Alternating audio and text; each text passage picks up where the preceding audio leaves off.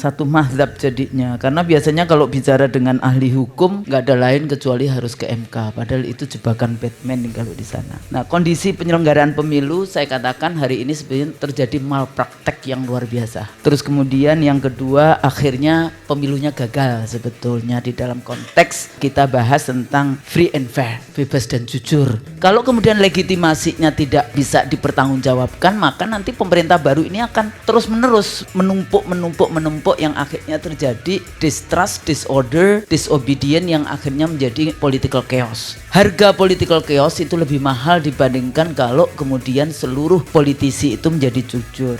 Kalau misalnya bahkan ke Bawaslu aja saya mengatakan nggak perlu ke Bawaslu. Jadi gimana? Selesaikan semua persoalan yang masih diperjuangkan di KPU. Jangan pergi kemana-mana, di KPU. Kalau enggak, ya sudah, kami serahkan kepada kedaulatan rakyat. Biarkan nanti anak-anak muda dan kita semua turun ke jalan.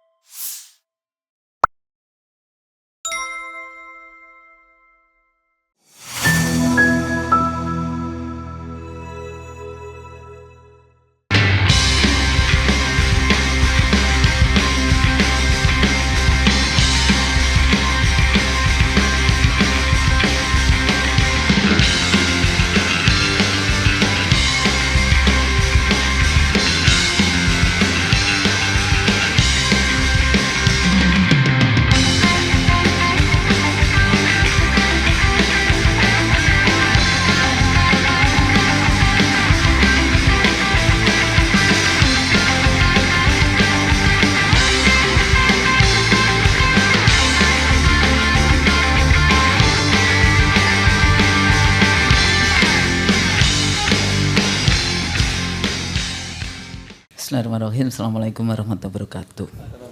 Sebetulnya saya orang yang paling sedih sih sebetulnya, udah mengajar ilmu politik, mengajar partai politik dan pemilu, pernah menjadi anggota KPU. Jadi udah lengkap lah kesedihan saya melihat negeri kita yang tidak baik-baik saja.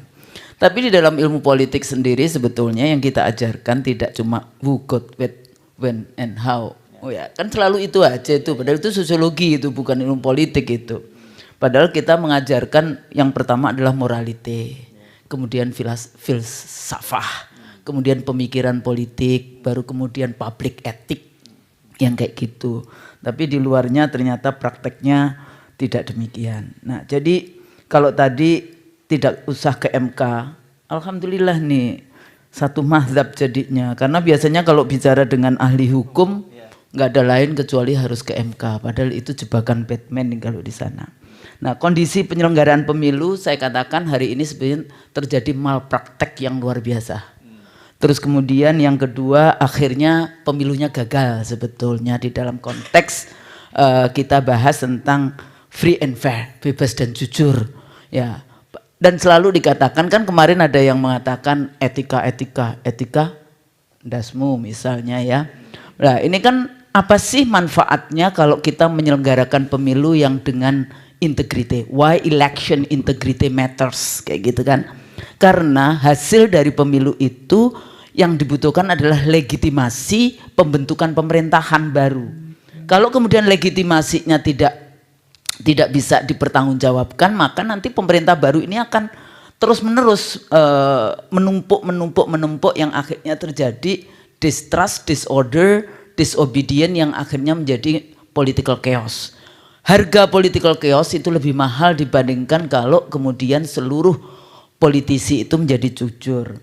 Nah, kalau kita lihat dari mana saja, kalau kita lihat yang sudah banyak kita bahas dari mulai yang abuse power, bagaimana cawe-cawe presiden dari mulai sebetulnya tidak cuma dari MK.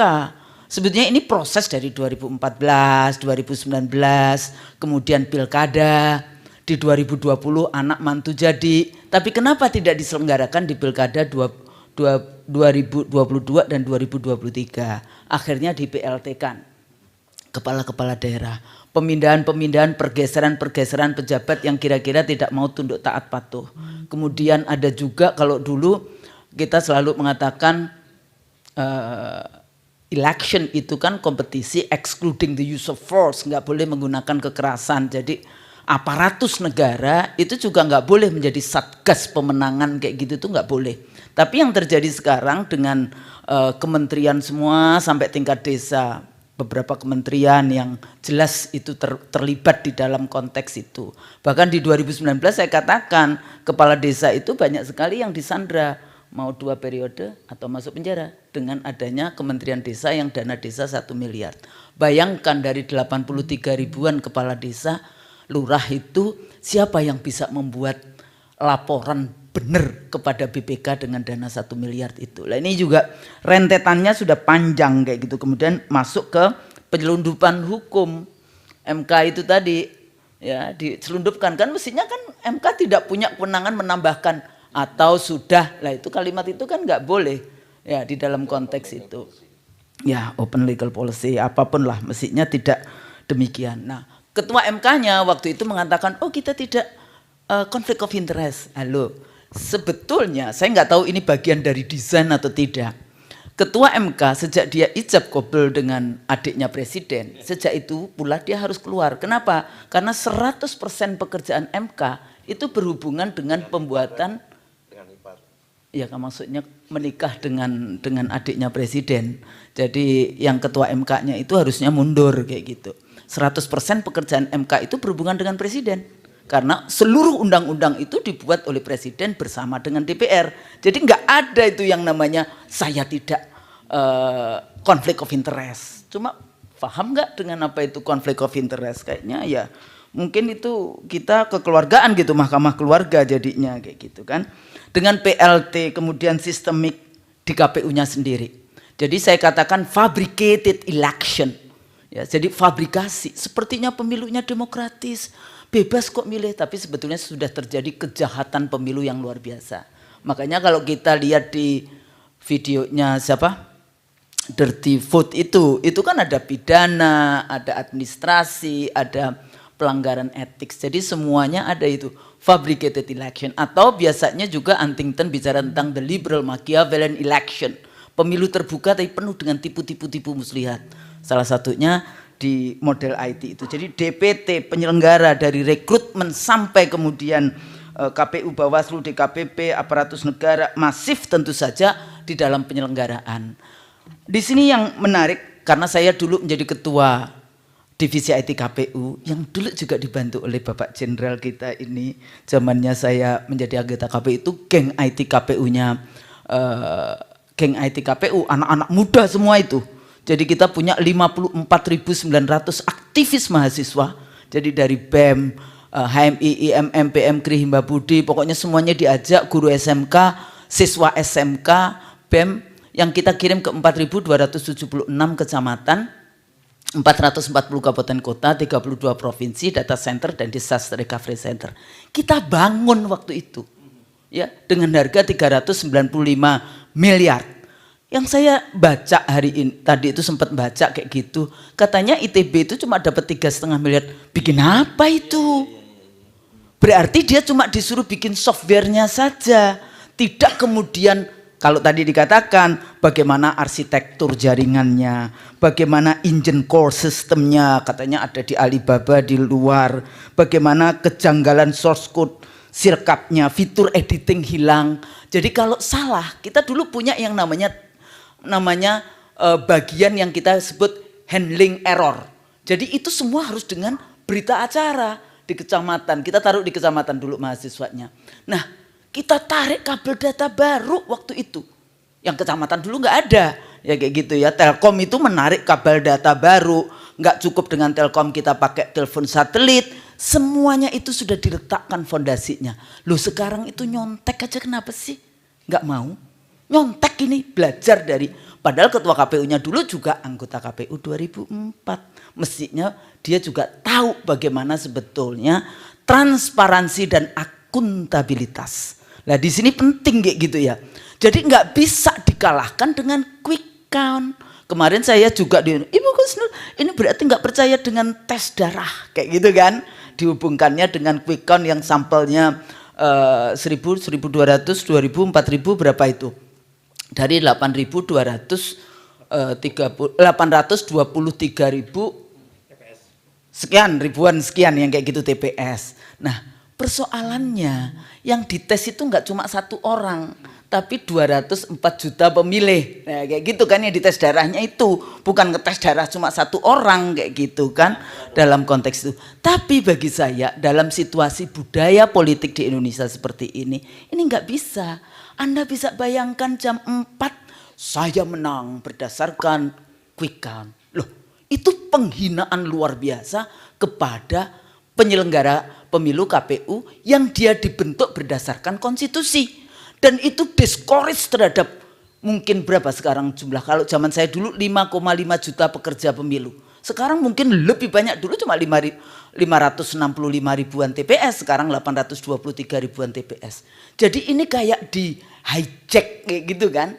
Nah, persoalannya lembaga bukan, nanti saya sebagai dosen kenapa nggak percaya dengan ilmiah? Well, statistik itu ini bukan prinsip demokrasi persoalannya, ini penggiringan opini. Nah, sekarang persoalannya coba kita tanya teman-teman ini, satu, yang bayar siapa? Yang kedua, berpikir enggak sih negara kita itu akan diberikan kepada siapa? Kepada yang order itu? Berpikir enggak bagaimana persoalan-persoalan bangsa ini sehingga Anda mau menerima proyek untuk memenangkan, untuk menggiring opini sehingga mereka suaranya banyak kayak gitu kan. Jadi hari H itu sudah rentetan. Jadi ada yang masyarakat dapat bansos 500 triliunan ya, bansos nanti Pak Antoni yang bicara tentang ekonominya itu seperti apa. Nah, terakhir sebetulnya kalau kita lihat seperti itu, kita selalu dihadapkan dari mulai, ya kalau KPU kan dari mulai rekrutmen, DPT, kampanye, hari H, sampai sengketa. Ada juga pandangan, oh bawa aja, kalau salah kan presiden juga. Kalau salah bawa ke Bawaslu, bawa ini. Saya dari dulu, Panwaslu aja nggak perlu, apalagi Bawaslu. Bawaslu bubarkan aja, itu lembaga nggak penting itu. Kenapa? Karena tidak mendapat. Sekarang pertanyaannya, Bawaslu siapa yang ngawasin? Jadi kan KPU diawasi Bawaslu, Bawaslu KPU diawasi DKPP, nanti DKPP diawasi siapa? Kok bulet? Dari dulu saya selalu mengatakan berikan dana-dana itu kepada civil society, kepada kampus-kampus untuk mengontrol bagaimana penyelenggaraan pemilu. Kenapa? Supaya LSM-LSM juga tidak menerima dana dari asing, supaya agenda yang namanya suksesi pemerintahan kita tidak kemudian ditentukan oleh asing-asing yang seperti itu. Bawaslu juga mengakui kan, KPU mengakui 2.325 TPS yang salah. Itu yang karena rakyat teriak, yang nggak tahu, yang nggak ketahuan. Nah itu tadi karena oke, diperbaiki yang sini, nggak taunya sistemnya. Oh kalau diperbaiki yang sini, yang masuk yang sini. Diperbaiki yang sini, masuk yang situ. Nah ini kan gimana sistem kerjanya. Oleh karena itu apakah nanti dengan angket kemudian audit digital itu bisa dimintakan, itu menjadi sangat penting. Ya, ini langkah politik. Saya dari dulu sudah mengatakan nggak perlu. Apalagi TSM. Kalau cuma 1-2 dapil silahkan. Apakah ada dulu di 2004 dibawa ke MK? Ada. Tapi saya tahu waktu itu MK adalah tempat terakhir bagi kami anggota KPU untuk memperbaiki kesalahan. Karena memperbaiki kesalahan adalah mulia juga. Maka di rapat pleno KPU saya katakan, karena saya tahu ada 4 anggota KPU yang mengubah hasil pemilu saat naik pesawat dari provinsi ke Jakarta. Ada di mana lagi beberapa. Saya katakan itu kepada tim hukumnya KPU. Untuk dapil ini KPU nggak usah menang. Gimana sih Pak Gusnu? Ya karena saya tahu itu adalah kesalahan KPU sampai 4 anggota KPU lawan satunya perempuan, ketuanya yang 4-nya laki-laki. Bukan karena itu ya Bang ya. Jadi jangan dilihatin seperti itu. Nah akhirnya kita beberapa dapil itu kemudian dimenangkan oleh orang. Karena waktu itu KPU menyadari bahwa ini adalah dapil-dapil yang KPU melakukan kesalahan. MK adalah tempat terakhir untuk memperbaiki kesalahan. Tapi kalau kemudian modelnya TSM seperti ini, Anda bawa ke MK, sementara MK sudah dikuasai oleh rezim yang berkuasa, untuk apa? Yang di 2019 saja dulu berapa miliar itu fotokopi, emang dibaca? dalam waktu 2 hari? Enggak juga. Jadi gimana? Langkah politik. Kalau misalnya bahkan ke Bawaslu aja saya mengatakan enggak perlu ke Bawaslu. Jadi gimana? Selesaikan semua persoalan yang masih diperjuangkan di KPU. Jangan pergi kemana-mana, di KPU. Kalau enggak, ya sudah, kami serahkan kepada kedaulatan rakyat. Biarkan nanti anak-anak muda dan kita semua turun ke jalan, kayak gitu kan. Nah terakhir, kita perlu reformasi kembali.